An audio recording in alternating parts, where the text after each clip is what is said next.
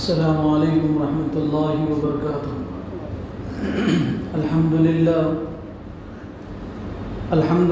نحمده ونستعینه ونستغفره ونؤمن به ونتوکل علیہ ونعوذ باللہ من شرور انفسنا ومن سیئات اعمالنا من يهده الله فلا مضل له ومن يضلله فلا هادي له ونشهد أن لا إله إلا الله وحده لا شريك له ونشهد أن سيدنا وسندنا وحبيبنا وكريمنا وشفيعنا ومولانا محمدا عبده ورسوله صلى الله على النبي وعلى آله وأصحابه وأتباعه وأزواجه وذرياته أجمعين.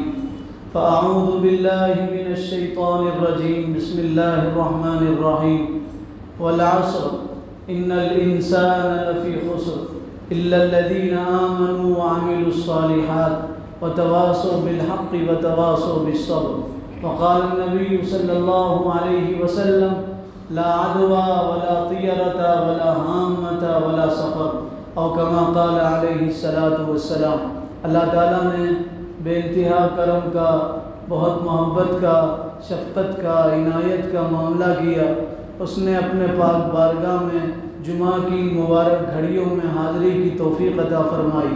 دعا کیجیے اللہ تعالیٰ ہم سب کے حاضر ہونے کو، جمع ہونے کو، مل بیٹھنے کو، سننے سنانے کو قبول فرما لے. اور دعا کیجیے اللہ زندہ رکھے، اسلام پہ زندہ رکھے، ایمانی محنتوں میں لگائے رکھے، اور اللہ موت دے تو اپنی رضا خوشنودی والی موت عطا کرے. محرم الحرام اسلام کا اسلامی سال کا پہلا مہینہ ختم ہونے کو ہے. کل انشاءاللہ سفر المظفر کی پہلی تاریخ ہوگی. لوگ سفر کا مہینہ آتے ہی سفر کو منحوس سمجھنے لگتے ہیں اور یہ سمجھتے ہیں سفر بے برکتی کا مہینہ ہے، سفر منحوس مہینہ ہے، سفر بلاؤں کے نازل ہونے کا مہینہ ہے، مصیبتوں کے اترنے کا مہینہ ہے. سفر کو لوگ 13 تیزی کا مہینہ کہتے ہیں. 13 تیزی کے معنی یہ سفر کی 13 تاریخ تک آدمی کوئی اچھا کام نہیں کر سکتا. سفر کی 13 تاریخ تک آدمی کوئی نیا کام نہیں کر سکتا، نیا کپڑا نہیں پہن سکتا. سفر کے مہینے کو لوگ منحوس سمجھتے ہیں اور یہ کہتے ہیں سفر کا مہینہ منحوس ہے. کیسا ہمارا عقیدہ ہے! نہ قرآن سے یہ بات میل کھاتی، نہ حدیث سے یہ بات میل کھاتی. حضور نے تو فرمایا سفر تو خیر کا مہینہ ہے، سفر کامیابی کا مہینہ. آپ صلی اللہ علیہ وسلم نے سفر کو کامیابی کا مہینہ بتایا، خیر کا مہینہ بتایا. اور حضور نے بتایا اسلام میں کوئی گھڑی بے برکتی کی گھڑی نہیں ہوتی. اسلام میں کسی گھڑی کی بے برکتی کا کوئی تصور نہیں ہے. اسلام میں فضیلت والی گھڑیاں ہیں، فضیلت والی گھڑی، برکت والی گھڑی. بے برکتی کی کوئی گھڑی نہیں. بے برکتی اس وقت ہوتی ہے جب آدمی بدعملی کرتا ہے، اس وقت بے برکتی ہوتی ہے جب آدمی برا عمل کرتا ہے، جب آدمی اللہ کو ناراض کرتا ہے تو اس وقت کی گھڑی بے برکتی کی گھڑی ہوتی ہے. اپنی بدعملی کی وجہ سے، برے کام کی وجہ سے وہ گھڑی بے برکتی کی گھڑی ہوتی ہے. اسلام میں کوئی گھڑی بے برکتی کی گھڑی نہیں. حضور نے حدیث میں فرمایا لا عدوى، سنو بیماریوں کا لگنا اس کی کوئی حقیقت نہیں. لوگ یہ کہتے ہیں ایک کی بیماری دوسرے کو لگتی ہے. ایک آدمی بیمار ہوا اس کی وجہ سے دوسرا آدمی بیمار ہوتا ہے. جیسے کرونا میں چلا اور یہ ہوا کہ فلاں کی وجہ سے فلاں کو آیا، فلاں کی وجہ سے فلاں کو آیا. جب تک اللہ نہیں چاہتا ایک کی بیماری دوسرے کو نہیں لگتی. اللہ کے بیمار کرنے سے آدمی بیمار ہوتا ہے، دوسرے کے بیمار ہونے سے بیمار نہیں ہوتا. سمجھ کا پھیر ہے، ورنہ ہر گلی اجمیر ہے. آدمی دوسروں کی بیماری سے بیمار نہیں ہوتا، اللہ کی بیماری سے، اللہ کے بیمار کرنے سے بیمار ہوتا ہے آدمی. مدینہ منورہ میں اونٹوں کو خارش لگی، کھجلی ہوئی تو کچھ لوگ آئے حضور کے پاس اور آ کے کہنے لگے اللہ کے نبی فلاں اونٹ کی وجہ سے دوسرے اونٹوں کو کھجلی ہوگی اور خارش ہوگی. تو حضور نے قیامت تک عقیدے کو درست کرنے کے واسطے بتایا یہ بتاؤ پہلے والے اونٹ کو کہاں سے کھجلی ہوئی تھی، اس کو خارش کہاں سے ہوئی تھی؟ تو لوگوں نے کہا اللہ کی طرف سے ہوئی تھی. تو حضور نے فرمایا پورے اونٹوں کو خارش اور کھجلی اللہ کی طرف سے ہوگی۔ بیماری اللہ دیتے ہیں، شفا اللہ دیتے ہیں، اللہ کے علاوہ نہ کوئی بیماری دے سکتا، نہ اللہ کے علاوہ کوئی شفا دے سکتا۔ یہ عقیدہ کہ بیماری لگتی ہے، یہ اسلام کا عقیدہ نہیں ہے، یہ قرآن کا عقیدہ نہیں ہے، یہ حدیث کا عقیدہ نہیں ہے، نہ اللہ کا عقیدہ ہے، نہ اللہ کے رسول کا عقیدہ ہے، نہ اسلام کا عقیدہ ہے، نہ مسلمانوں کا عقیدہ ہے۔ اگر کوئی عقیدہ رکھتا ہے کہ بیماری لگتی ہے تو وہ اسلام سے خارج ہے۔ آپ دنیا کے کسی مفتی سے پوچھئے، دنیا کے کسی عالم سے پوچھئے، اگر آپ یہ کہتے ہیں کہ فلاں کی وجہ سے فلاں کو بیماری آئی اور یہ آپ کا عقیدہ ہے تو آپ اسلام سے خارج ہیں۔ عقیدہ یہ ہو اللہ بیمار کرتے ہیں، اللہ کے علاوہ دنیا کی کوئی طاقت بیمار نہیں کر سکتی۔ ایک گھر میں کتنے لوگ بیمار ہوئے اور کتنے لوگ صحت مند رہے ایک ہی گھر میں۔ کرونا کے زمانے میں ہم نے دیکھا ایک محلے میں کتنے لوگ بیمار ہوئے اور کتنے لوگ صحت مند تھے ایک ہی محلے میں۔ ماں بیمار ہوئی، بچہ ماں کا دودھ پیتا، چھوٹا بچہ، گود کا بچہ ماں کے کتنے قریب ہوتا ہے، ماں اسے دودھ پلا رہی، اسے ساتھ سلا رہی، ماں بیمار ہو گئی، ماں مر گئی، بچہ بچ گیا، بچے کو کوئی بیماری نہیں ہوئی۔ تو معلوم یہ ہوا بیماری اللہ دیتے ہیں، اللہ کے علاوہ دنیا کی کوئی طاقت بیماری نہیں دے سکتی، کوئی طاقت بیمار نہیں کر سکتی۔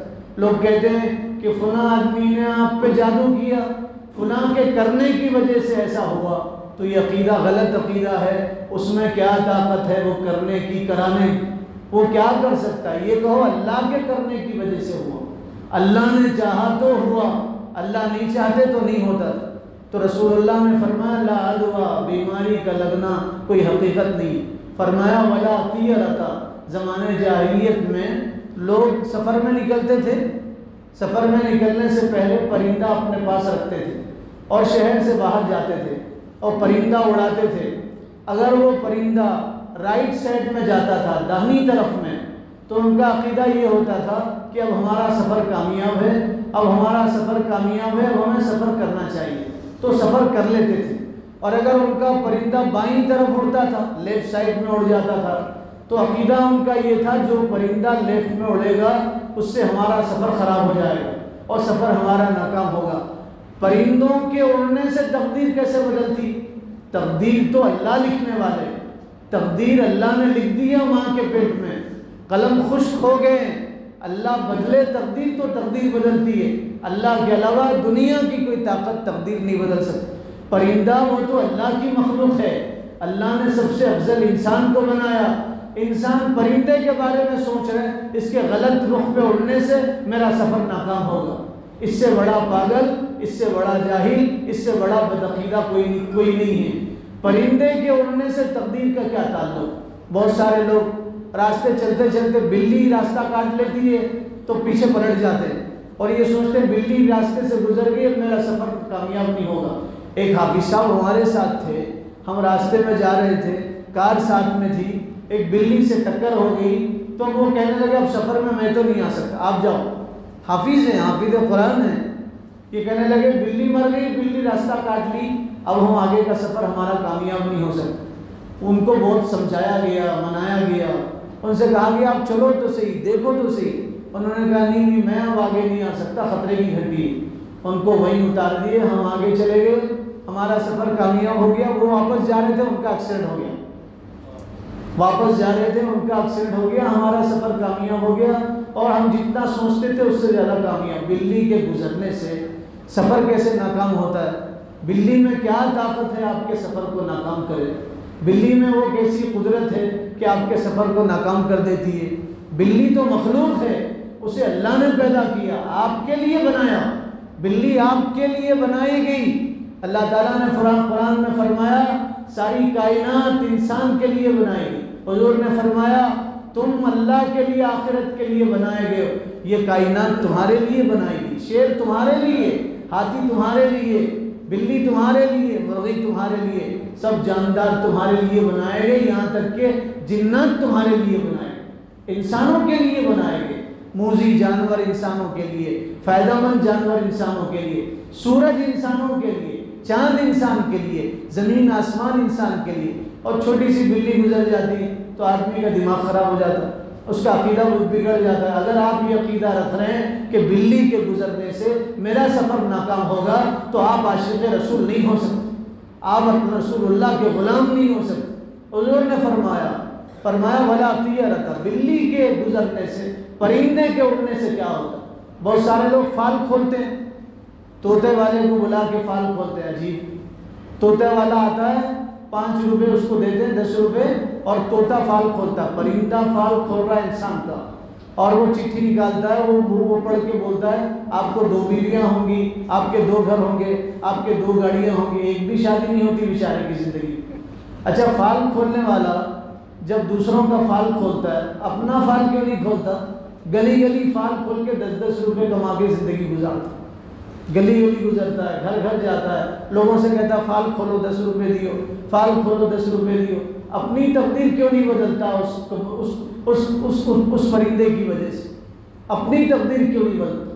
اس کا گھر گھر جانا اس بات کی علامت ہے، اس کا کاروبار ہے، وہ عقیدے کا، تقدیر سے اس کا کوئی تعلق نہیں۔ مشکات شریف میں ہے، حضور نے ارشاد فرمایا کوئی بندہ اپنا فال کسی کے پاس کھلاتا ہے، ہاتھ بتاتا ہے اور یہ کہتا دیکھو میرا ہاتھ اور میری تقدیر بتاؤ، میرا بھوش بتاؤ، میرا مستقبل بتاؤ، فرمایا 40 دن تک اس کی نماز قبول نہیں ہوتی۔ ایک مرتبہ فال کھولنے والا 40 دن تک رسول اللہ نے فرمایا اس کی نماز قبول نہیں ہوتی۔ اور اگر کوئی عقیدہ رکھ کے فال کھولتا ہے تو اس کو کلمہ پڑھنا پڑے گا، اسلام سے خارج ہو جاتا ہے، اسلام سے اس کا پھر کوئی تعلق باقی نہیں ہوتا، اسلام سے خارج ہو جاتا ہے۔ بہت سارے لوگ راستے میں تماشا لگاتے ہیں اور یوں کہتے ہیں آؤ ہم تمہارا بھوش بتائیں گے، فیوچر بتائیں گے، مستقبل بتائیں گے۔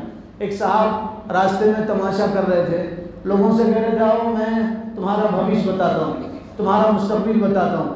تو لوگ جا رہے تھے، اسے پیسے دے رہے تھے، وہ لوگوں کو ان کا بھوش بتا رہا تھا۔ ایک پڑھے لکھے آدمی صحیح العقیدہ، جن کا عقیدہ صحیح تھا، وہ گئے، انہوں نے دیکھا یہ لوگوں کو پاگل بنا رہا ہے۔ ایک بڑا پتھر لے کے آئے اس کے پاس، یہ بتا، اس سے کہا یہ بتا دوسروں کا بھوش تو بعد میں بتا، اپنا بتا، یہ پتھر تجھ پہ پڑے گا نہیں پڑے گا؟ اب وہ ہکا بکا رہ گیا۔ اگر وہ بولتا پڑے گا تو یہ پتھر سے نہیں مارتے تھے، اور اگر وہ بولتا نہیں پڑے گا تو پتھر سے مارنے والے تھے۔ اب پریشان ہوا، آنکھوں میں کہنے لگا پیٹ کا مسئلہ ہے، چھوڑ دیجئے مجھے۔ تو آدمی اپنا بھوش نہیں بتا سکتا، دوسروں کا کیا بھوش بتائے گا اور دوسروں کا کیا مستقبل بتائے گا؟ لوگ پتھروں سے عقیدے رکھتے، پتھر سے۔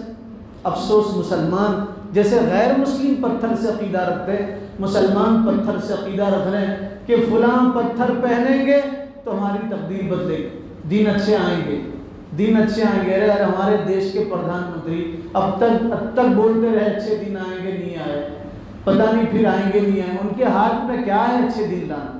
پتھر کے ہاتھ میں کیا ہے اچھے دن لانا؟ لوگ بولتے فلاں کلر کا پہنو اچھے دن آئیں گے، آپ کی بلائیں دور ہوگی، آپ کی مصیبتیں دور۔ پتھر کیسا تقدیر بدل سکتا ہے؟ وہ تو بے جان ہے، اللہ نے اسے انسان کے لیے بنایا، وہ انسانوں کی تقدیر کیسے بدل سکتا ہے؟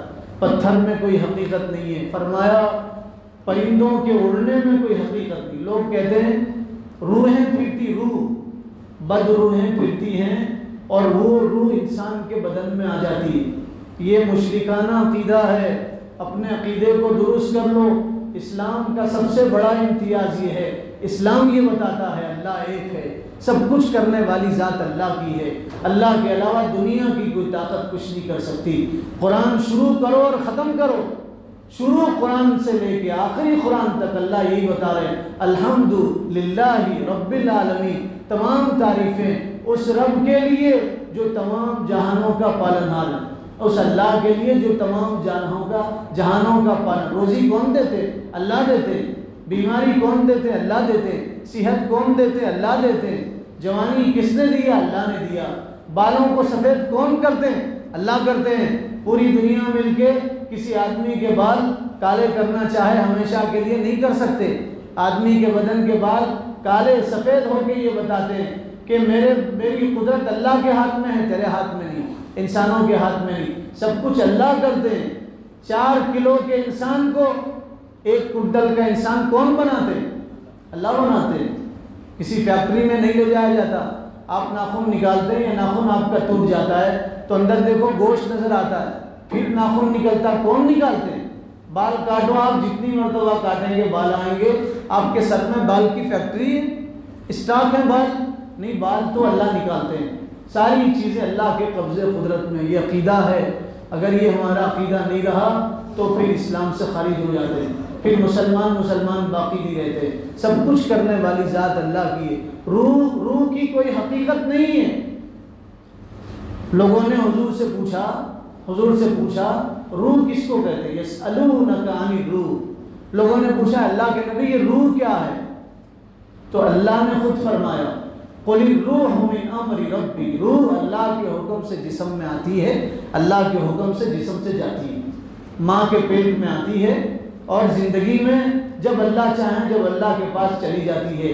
روحیں زمین پہ نہیں بھٹکتی، نیک لوگوں کی روحیں ایک جگہ جاتی ہیں، برے لوگوں کی روحیں ایک جگہ چلی جاتی ہیں، زمین پہ نہیں رہتی۔ یہ مشرکانہ عقیدہ ہے۔ لوگ کہتے تھے جنگلوں میں روحیں بھٹکتی ہیں، جنگلوں میں روحیں بھٹکتی ہیں، روحیں گھروں میں بھٹکتی ہیں، روح انسان کے جسم میں آتی ہے۔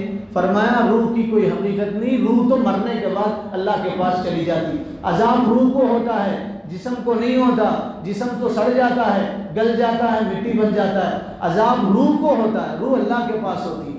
تو فرمایا روحوں کا بھٹکنا کوئی حقیقت نہیں۔ زمانے جاہلیت میں لوگ کہتے تھے الو کے پکارنے سے، الو کے پکارنے سے بلائیں آتی، مصیبتیں آتی، الو کے پکارنے سے۔ الو پکارے تو بلائیں کیسی آئیں گی؟ الو کے پکارنے سے مصیبتیں کیسے آئیں گی؟ الو تو پرندہ ہے، جانور ہے، اس کا کام ہے پکارنا۔ اللہ نے اس کو آواز ویسی دیا ہے، وہ رات میں پکارتا ہے، اسے رات میں نظر آتا ہے، اسے دن میں نظر نہیں آتا، وہ اللہ کی مخلوق ہے۔ اس کے پکارنے سے بلائیں کیسے نازل ہوتی، مصیبتیں کیسے نازل ہوتی؟ الو کے پکارنے کی کوئی حقیقت نہیں ہے، الو کے پکارنے سے کچھ نہیں ہوتا۔ آج بھی کچھ لوگ کہتے ہیں لیمبو لگاؤ نئی گاڑی پہ، نئی گاڑی کا ایکسیڈنٹ نہیں ہوگا، نئی گاڑی کی ٹکر نہیں ہوگی، لیمبو لگاؤ مرچیاں لگاؤ۔ کتنے گاڑیاں جس پہ لیمبو مرچی لگی ایکسیڈنٹ ہو رہے ہیں۔ ناریل لگاتے ہیں بلائیں نہیں آتی، مصیبت نہیں آتی۔ ارے ناریل بیچنے والا دنیا کا سب سے مالدار آدمی ہوتا تھا۔ اگر ناریل سے بلائیں مصیبت نہیں آتی تھی تو ناریل بیچنے والا دنیا کا سب سے مالدار آدمی ہوتا تھا۔ لیمبو مرچی بیچنے والے روڈ پہ لیمبو مرچی نہیں بیچتے تھے، سونے کی دکان میں بیچتے تھے۔ سب سے غریب ہوتے بنڈی پہ لیمبو مرچی بیچتے ہیں۔ لیمبو سے مرچی سے کیا ہوتا ہے؟ یہ تو کافروں کا عقیدہ ہے، مشرکوں کا عقیدہ ہے۔ ہم مسلمان ہیں، اللہ تعالیٰ نے اسلام جیسی عظیم دولت ہمیں عطا کیا، ہم رسول اللہ کے غلام ہیں، ہم وہ کریں گے جو رسول اللہ نے کیا ہے، اس سے بچیں گے جس سے رسول اللہ نے بچنے کا حکم دیا ہے۔ نیمبو مرچی کیلے مارتے لوگ گھروں میں، کیلے مارتے، کہتے کیلوں سے اندر بلا نہیں آتی، مصیبت نہیں آتی۔ کیلے سے کیسی بلا؟ کیلے بیچنے والے روڈ پہ بیچ رہے، مالدار ہوتے تھے ہم، کیلے بیچنے والے، کیلوں سے کچھ نہیں ہوتا۔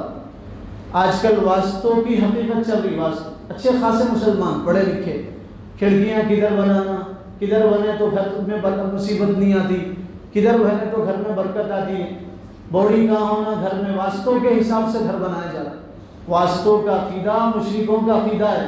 ایک انجینئر صاحب سے میں بولا بھی فلاں صاحب کا گھر بنانا ہے، تو ان کو پکڑ کے لا کے بول رہے ہیں واسطوں کے حساب سے، مسلم انجینئر کہہ رہے ہیں واسطوں کے حساب سے دروازہ کدھر بنانا، کھڑکیاں کدھر بنانا، واسطوں کے حساب سے بنائیں گے تاکہ گھر میں برکت ہے، گھر میں قرآن پڑھنے سے برکت آتی، گھر میں نماز پڑھنے سے برکت آتی، گھر میں اچھے کام کرنے سے برکت آتی۔ واسطوں کے حساب سے گھر بنائیں گے برکت نہیں آتی۔ یہ فرمایا حضور نے مسجد کے قریب گھر بناؤ، یہ فرمایا ایسی جگہ گھر بناؤ جہاں اذان کی آواز آئے، اذان کی آواز آئے تم چل کے مسجد کی طرف جا سکو۔ واسطوں کی کوئی حقیقت نہیں ہے، یہ مشرکانہ عقیدہ ہے، یہ بدعقیدہ ہے۔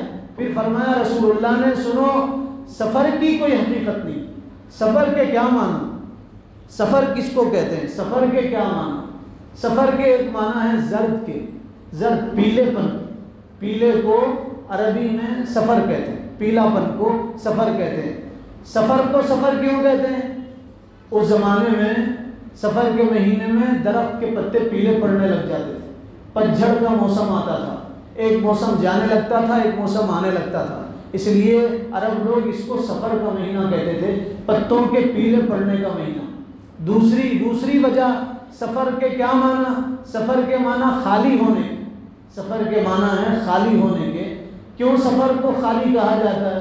زمانے جاہلیت میں لوگ محرم کے مہینے کا احترام کرتے تھے، 3 مہینوں کا 4 مہینوں کا احترام کرتے تھے، لگاتار عزت کرتے تھے، باہر نہیں جاتے تھے، گھروں میں رہتے تھے، جنگ نہیں کرتے تھے، لڑائی نہیں کرتے تھے، تجارت نہیں کرتے تھے۔ لیکن جیسے محرم کا مہینہ ختم ہوتا تھا، سفر شروع کرتے تھے، تجارت کا سفر کرتے تھے، جنگیں لڑتے تھے، باہر نکلتے تھے، تو ان کے گھر خالی ہوتے تھے۔ اسی لیے سفر کو سفر اس لیے کہا جاتا ہے کہ ان کے گھر خالی رہتے تھے، خالی گھر رہتے تھے۔ اب ان کا عقیدہ یہ تھا کہ سفر میں بلائیں نازل ہوتی ہیں، سفر میں مصیبتیں نازل ہوتی ہیں، سفر میں پریشانیاں نازل ہوتی ہیں۔ یہ عقیدہ تھا، یہ 1500 سال پہلے مکہ میں رہنے والے مشرکوں کا عقیدہ تھا۔ افسوس 1500 سال کے بعد مسلمانوں کا بھی یہی عقیدہ ہے۔ آپ دیکھو شادی خانے پورے بند ہیں، شادی نہیں کرتے، یہ کہتے ہیں سفر کا مہینہ 13 تیزی کا مہینہ ہے، سفر میں رشتہ نہیں کرتے، سفر میں کوئی نیا کاروبار شروع نہیں کرتے، یہ کہتے ہیں سفر بلاؤں کے نازل ہونے کا مہینہ، مصیبتوں کے نازل ہونے کا مہینہ۔ سفر مصیبت کے نازل ہونے کا مہینہ نہیں ہے، سفر رحمت کے نازل ہونے کا مہینہ، سفر کامیابی کا مہینہ، سفر خیر کا مہینہ۔ رسول اللہ صلی اللہ علیہ وسلم نے ایک غزوہ کیا تھا، غزوہ ہوا تھا، غزوہ خیبر سفر کے مہینے میں ہوا تھا۔ محرم کی آخر میں آپ نے سفر شروع کیا، محرم کی آخر میں آپ خیبر پہنچے۔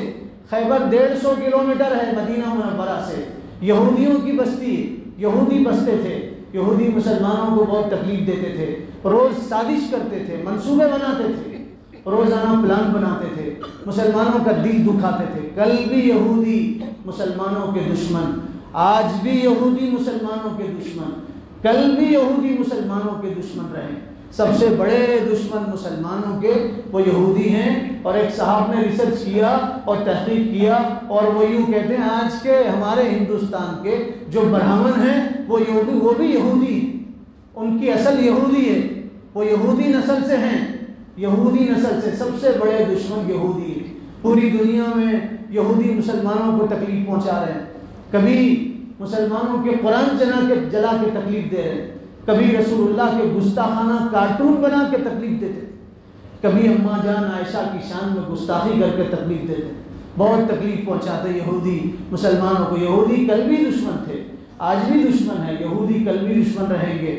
حضور کے زمانے میں سب سے زیادہ تکلیف یہودیوں نے دیا، یہودیوں نے، کسی نے حضور کو زہر دینے کی ہمت نہیں کی، یہودیوں نے رسول اللہ کو زہر دیا، کھانے میں زہر دیا تھا۔ خیبر یہودیوں کا علاقہ تھا، حضور 1600 صحابہ کو لے کے خیبر میں پہنچے، آپ نے محاصرہ کیا، بہت دن ہوئے فتح نہیں ہوئی، بہت دن ہوئے جنگ جیتی نہیں جا سکی۔ ایک دن حضور نے فرمایا کل خیبر کا جھنڈا اس کے ہاتھ میں دوں گا جس سے اللہ اس کے رسول محبت کرتے ہیں اور جو اللہ اس کے رسول سے محبت کرتا ہے۔ حضرت عمر فرماتے ہیں زندگی میں کبھی عہدے کی تمنا نہیں ہوئی، خواہش نہیں ہوئی، لیکن اس دن تمنا ہوئی کہ کاش صبح جھنڈا مجھے ملے۔ صبح ہوئی، صحابہ رسول اللہ کے سامنے ہیں، حضور کی نظریں کسی کو تلاش کر رہی، حضرت عمر آئے، آ کے کہنے لگے اللہ کے نبی آپ کسی کو تلاش کر رہے ہیں، میں حاضر ہوں آپ کی خدمت کے لیے۔ حضور نے فرمایا نہیں عمر، علی کو تلاش کر رہا ہوں، علی کو ڈھونڈ کے لاؤ۔ حضرت علی کے پاس لوگ پہنچے، علی بیمار تھے رضی اللہ تعالیٰ عنہ، بخار تھا، آنکھیں دکھ رہی تھی، آشوب چشم کی بیماری میں مبتلا تھے۔